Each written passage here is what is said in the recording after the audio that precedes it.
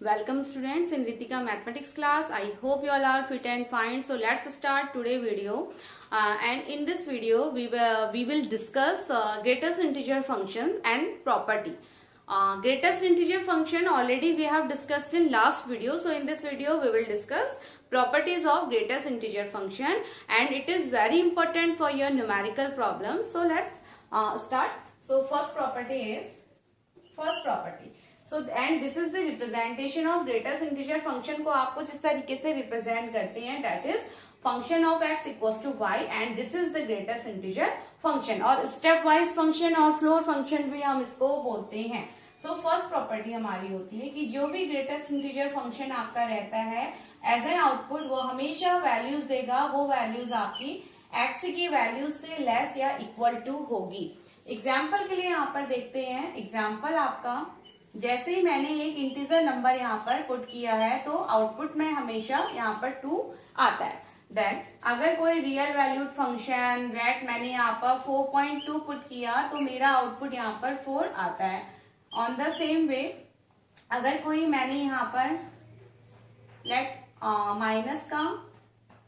Minus का 3.1 put किया तो आउटपुट यहाँ पर माइनस का 4 आता है. तो इस तरीके से ये हमारे आउटपुट्स होते हैं. अब आप देख सकते हैं कि यहाँ पर जो x की वैल्यू है या तो आउटपुट इक्वल आया है या फिर आउटपुट हमारा लेस देन आता है. So this is the first property of greatest integer function. Now second property देखिए. अगर आपका ग्रेटेस्ट इंटीजर फंक्शन कुछ इस तरीके से दिया जाता है और इसका सॉल्यूशन हमसे पूछा जाता है तो आपको घबराने की बात नहीं है. इस कंडीशन में भी सॉल्यूशन हमारा आपका एज सिंपल आता है. कैसे, इसको एक एग्जांपल की हेल्प से समझते हैं. लेट ये हमारा एक ग्रेटेस्ट इंटीजर फंक्शन है. यहाँ पर एक इंटीजर वैल्यू पुट कर दी जाती है. अब इसको आप सॉल्व करना स्टार्ट करते हैं तो सबसे पहले आप एक इनर ब्रैकेट से स्टार्ट करेंगे इसको सॉल्व करना. तो फर्स्ट स्टेप आपका ये रहेगा. अब ग्रेटेस्ट इंटीजर फंक्शन 2 हमें 2 यहाँ पर मिलेगा. देन अब आपके पास आप इस ग्रेटेस्ट इंटीजर फंक्शन को सॉल्व करेंगे अगेन 2. तो ये हमारी यानी कि इस प्रॉपर्टी को प्रूफ करता है और ये हमारा 2. इसी को हम एक रियल वैल्यूड के लिए भी चेक करते हैं कि क्या हमारा सेम आंसर होता है. लेट मैंने 3.2 यहाँ पर ले लिया तो 3.2 की कंडीशन में देखिए क्या हो जाएगा. 3.2 क्या ग्रेटेस्ट इंटीजर वैल्यू देगा. इसकी ग्रेटेस्ट इंटीजर वैल्यू यहाँ पर हो जाएगी 3. देन अगेन अब 3 तो आ ही गया यानी कि इंटीजर वैल्यू हमें मिल चुकी है. आपको पता है कि आउटपुट यानी कि रेंज यहाँ पर हमेशा एक इंटीजर वैल्यूड होती है. तो 3 एंड देन अगेन इसको आपने सॉल्व किया देन 3. तो इस तरीके से ये हमारी सेकंड प्रॉपर्टी होती है ग्रेटेस्ट इंटीजर फंक्शन को लेके. Now come to the third property. अब थर्ड प्रॉपर्टी आपकी क्या कहती है. थर्ड प्रॉपर्टी कुछ इस तरीके से है. अगर हमें ग्रेटेस्ट इंटीजर फंक्शन कुछ इस फॉर्म में दिया जाता है, इंटीजर नंबर भी यहाँ पर ऐड होता है, तो आप इसको इस तरीके से स्प्लिट करके देन आप इसको सॉल्व करते हैं क्योंकि दोनों तरफ ये वैल्यू सेम होती हैं. यहाँ पर आपका i is an integer.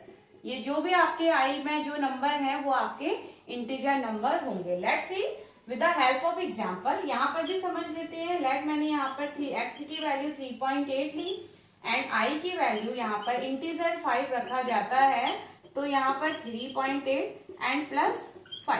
Now 3.8 plus 5 ये आप इसको सॉल्व करेंगे and then you will get 5.8.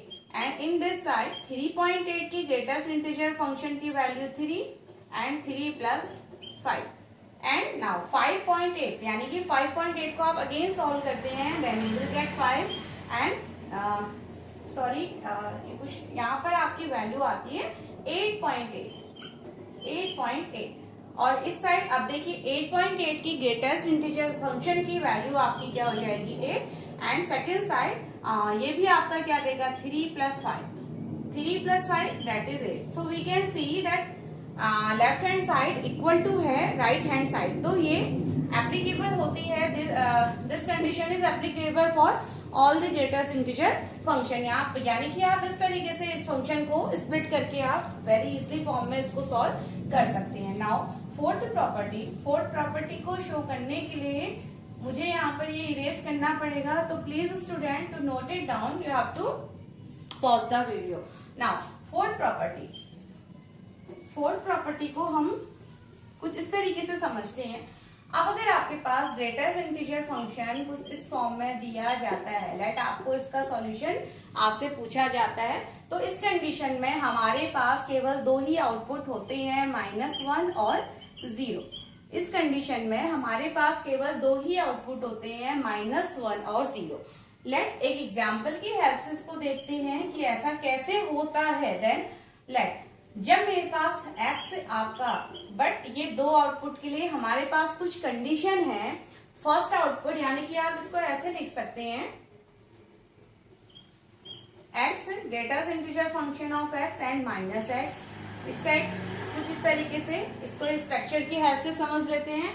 दो आउटपुट होंगे, एक -1 मिलेगा एंड सेकंड आपको या तो -1 या आपको 0 यहाँ पर मिलता है। -1 आपको इस कंडीशन में मिलता है अगर आपकी x की वैल्यूज एक इंटीजर ना हो, यानी कि x आपके इंटीजर नहीं होने चाहिए, और 0 आपको उस कंडीशन में मिलेगा अगर x आपके इंटीजर होते हैं। ठीक है, तो ये दो कंडीशन आपकी यहाँ पर होती है।